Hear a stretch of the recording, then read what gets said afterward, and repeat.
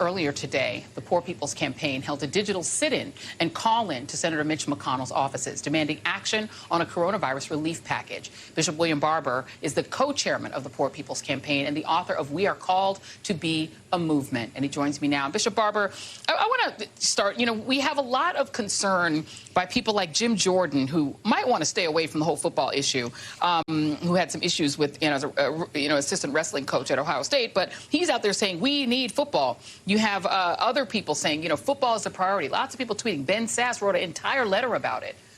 It struck me as I read those tweets and saw that there was this letter from Ben Sass that the people who go to play football in college on scholarship generally come from families with no money. And without those scholarships, they couldn't even go to college. And there's this big concern that they get out on the field and run and jump for the entertainment of rich people.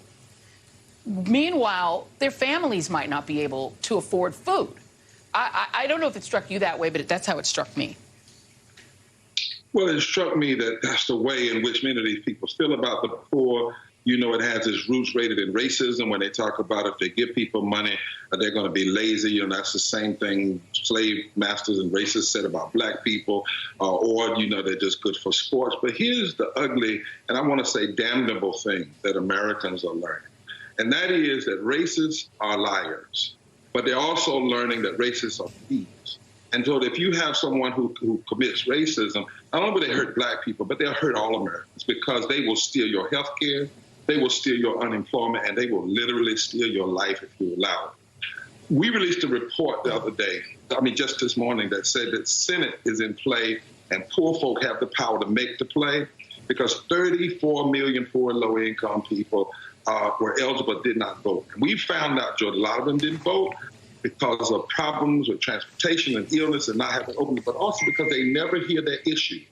But in these states, George, Michigan, Pennsylvania, Wisconsin, New Hampshire, Arizona, Minnesota, Maine, Florida, New Mexico, North Carolina, Nevada, Georgia, Texas, Mississippi, Ohio, if just 1 to 19% of poor and low-wealth people will register to vote, move around an agenda, and vote, they can fundamentally change the United States Senate and change the presidential race.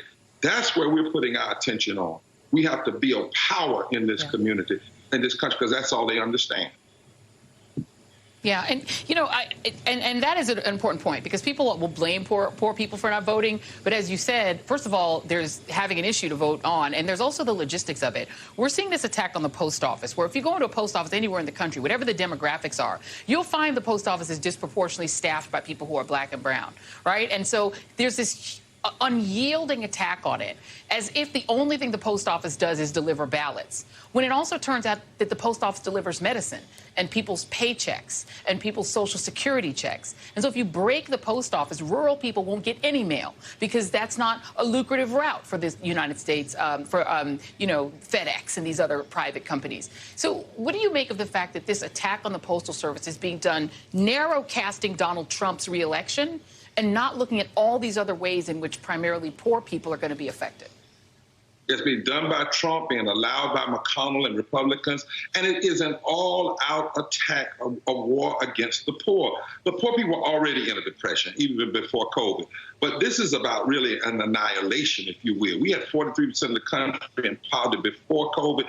It's upwards of 50% and headed higher now because of the way we've not responded properly. And what do you have? You have McConnell being silent. You have Trump trying to undermine the access to the ballot.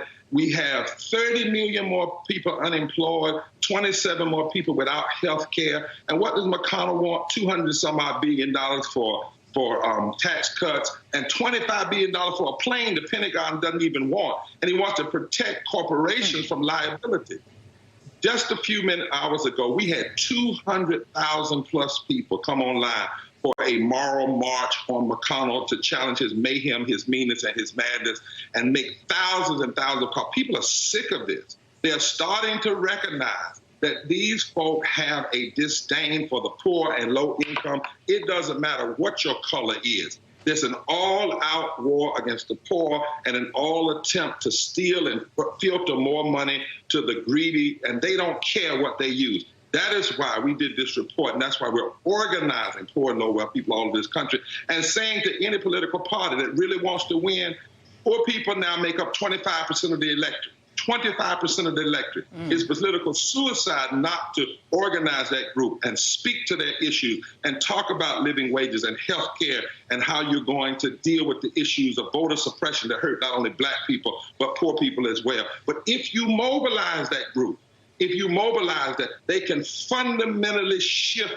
the elections and the power in this country, both in the Senate and the presidential level and at the governor's level. We have to change this narrative. Yeah. We have to build power, because these folk, as you said, Joy, they would shut down the post office to stop our political power being exhibited if they could get away with it. Absolutely. Well, hopefully Joe Biden and others are listening, because it only takes a little money to get out there and start to organize these voters. As you said, we're talking about 34 million people. So hello. Bishop William Barber, it's always great to talk to you, my friend. Thank you very much. Really appreciate you.